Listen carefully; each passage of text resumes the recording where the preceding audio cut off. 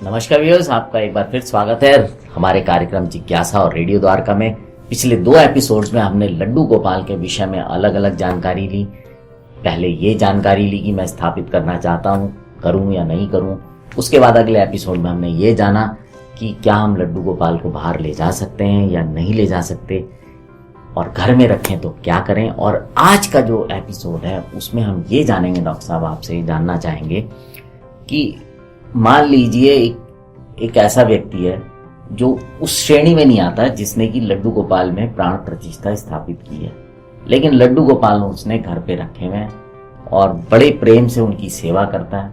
क्योंकि प्रेम, भगवान कहते हैं, स्वयं मैंने पढ़ा है, मतलब इस तरह की चीजें कि भगवान स्वयं कहते हैं कि मैं तो प्रेम का भूखा हूँ।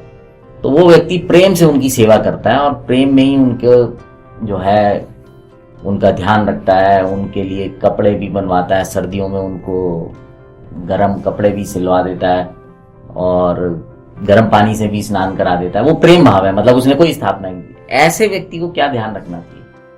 क्योंकि यहाँ प्योर सिर्फ प्रेम है, यहाँ कुछ नहीं है, कोई स्थापना नहीं है, कुछ नहीं है, प्रेम है। देखिए, बहुत अच्छी बात है यदि कोई व्यक्ति इस प्रकार से प्रेम भाव से भगवान की मूर्ति ला करके और उस मूर्ति में स्वयं परमेश्वर को देखता है और उसकी पूजा करता है। बहुत अच्छी बात है। यदि वह पूर्ण रूपेण प्रेम भाव से ऐसा कर रहा है तो भगवान भी उसमें उपस्थित हो ही जाएंगे, आज नहीं तो कल, और उसकी पूजा स्वीकार भी करेंगे। दूसरी बात, भगवान ने जो स्वयं कहा है, जो पूजा के लिए अपने मूर्तियां बताई है, उनमें एक मानसी मूर्ति भी कही है। आवश्यक नहीं है कि आप मूर्ति ही ला करके पूजा करें, मतलब जिसको कि विग्रह बनाए, हाँ, विग्रह बनाया जाए। अच्छा, आवश्यक नहीं है कि आप मूर्ति ला करके और उस मूर्ति स्वरूप में प्राण प्रतिष्ठा करें और फिर पूजा करें। आप प्रेम रखने वाला व्यक्ति मन में भी पूजा कर सकता है।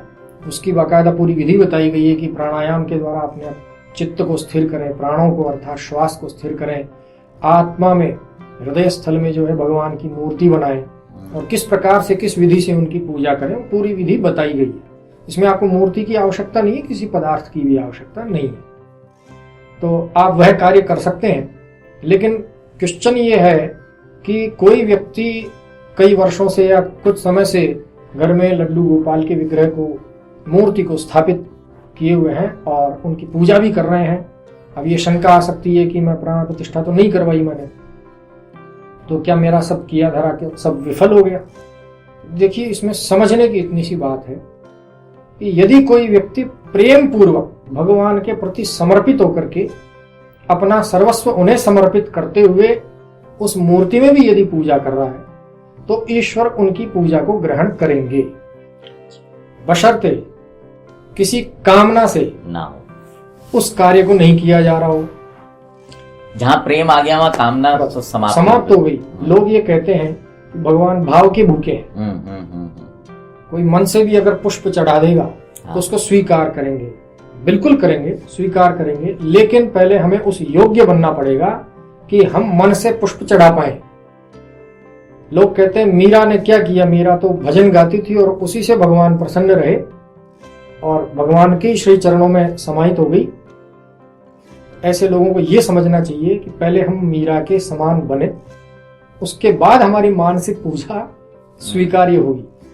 किसी का उदाहरण देने से वैसा नहीं हो जाएगा, वैसा हमें स्वयं बनना पड़ेगा, तब हम इस योग्य होंगे कि भगवान को हम मन से ही पूजा अर्चना कर लें और वे स्वीकार करें। मतलब वो भाव, वो प्रेम कितना प्रगाढ़ है, कितना गहरा है, और आप प्रेम से जो कर रहे हैं वो भगवान स्वीकार करेंगे, अवश्य करेंगे, इसमें कोई दो राय नहीं है। लेकिन उस श्रेणी तक, उस स्तर तक तो हमें पहुंचना पड़ेगा पहले।